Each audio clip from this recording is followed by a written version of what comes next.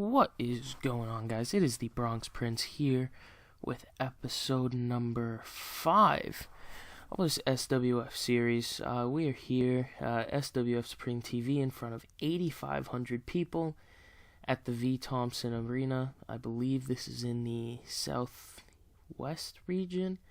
I can't remember at the top of my head, or it might be the mid-south. So let's get right into it. In a terrible pre-show match, Makutsi defeated Robbie Retro in 12:59 by pinfall with a Out of Africa. Makutsi had a 49. Robbie Retro had an in-ring performance of 52.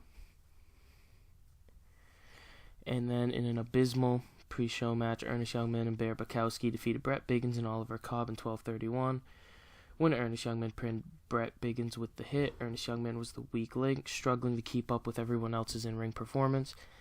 He had a 31, but it is something to note that I know for a fact whether it's the Mid-South or the Southwest, because I looked into it before running this show.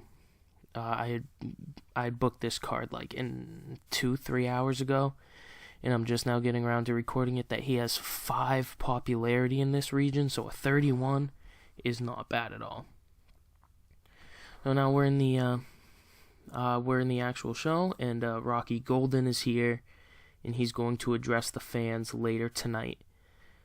So, Rocky Golden, this is his first appearance since the pay-per-view. And in the first match, Bout that had a decent reaction from the crowd, but subpar wrestling. Mainstream Hernandez defeated High Flying Hawaiian in 12:59 by pinfall with a super kick. Again, High Flying Hawaiian, as well as Lenny Brown, is highly opinionated by stars themselves to become stars one day. So I'm getting him in the ring more often as a singles competitor. That's why he hasn't been in many tag matches. Speaking of tag matches, the tag team scene is absolutely ugly. So I either need to form some more teams or go out and sign some more. We'll figure that out soon. Jungle Lord is walking around backstage when Spencer Spade jumps him. He beats him down and starts kicking him in the head. He screams, "I warned you. I told you to watch your back, old man." He kicks him a few more times, and then he leaves. In a 79 rated match, Mikey Loud defeated James Prudence in 13:15 by pinfall with a scything sidekick. Mikey Loud had an in-ring performance of 72, and James Prudence had an in-ring performance of 60. I was going to have Brandon James cost him this match, but I know he lost to the Crippler, and I don't know if he has a win other than that. I don't know. I can't remember if he had won another match before losing to Brandon James. So I just gave him the win in this match, and then Brandon James attacks Mikey from behind. He beats him down and leaves him lying in the ring. Before they exit, Chrissy blows him a kiss, which is something she did 2 weeks ago, I believe. It was the go-home show. And About that had good heat and decent wrestling. The Crippler defeated Ranger in 13:01 by pinfall with a Tombstone Piledriver. The Crippler had an in-ring performance of 74, and Ranger had an in-ring performance of 64, an 82 rated match, which is tied with 3 other bouts for second place as our best match so far. I was going to do a gimmick change for the Crippler, because right now he's running a bitter veteran gimmick. I was going to run a different gimmick. I just forgot to change it. The Crippler grabs a mic and stands in the middle of the ring.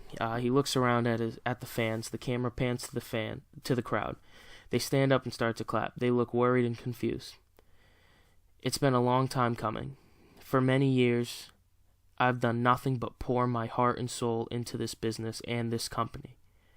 But I looked in the mirror the other day and I said, "Chris, do you still have what it takes?" I stood there for hours. And after running through every possibility in my head, I've decided it's time. It's time to win the SWF World Heavyweight Champion. I'm not done yet. I have more than plenty of gas left in the tank, and I'm not going anywhere until I have what is long overdue, the SWF World Heavyweight Champion. He's 46, so he's getting up there, but he's still performing masterfully in the ring.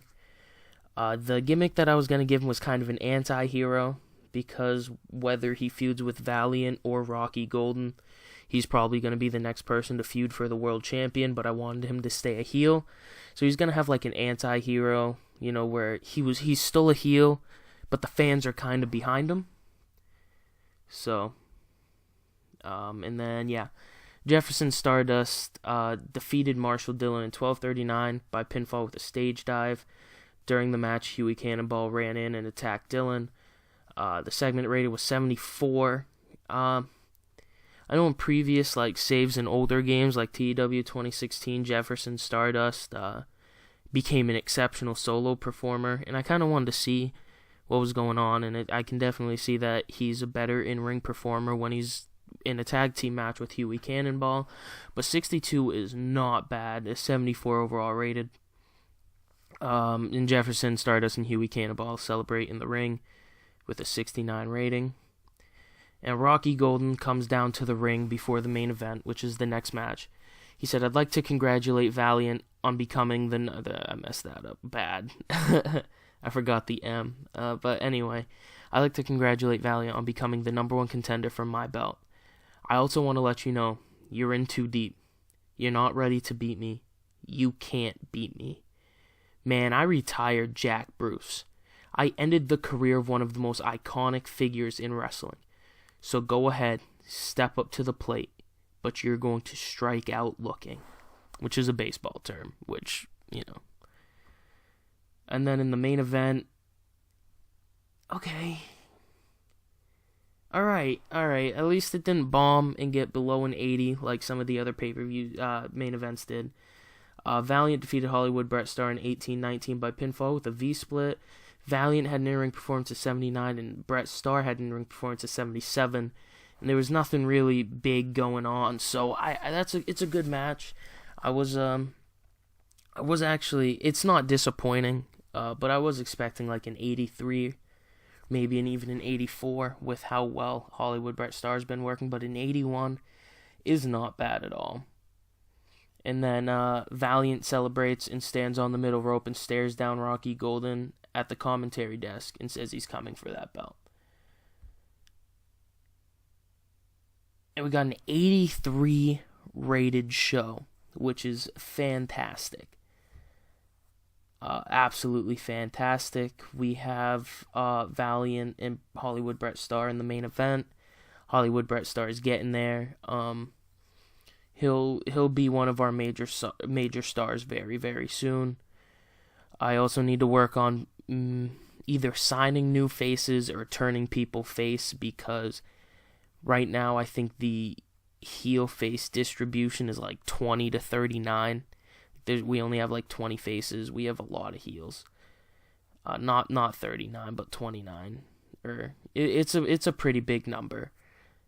But yeah, so thank you guys for watching. I will see you guys in episode 6, I believe. Next week's going to be the first show in February. So we got to the end of the month, and I'll suspend the Bronx Prince. I'll see you guys in the next episode, and I'm out.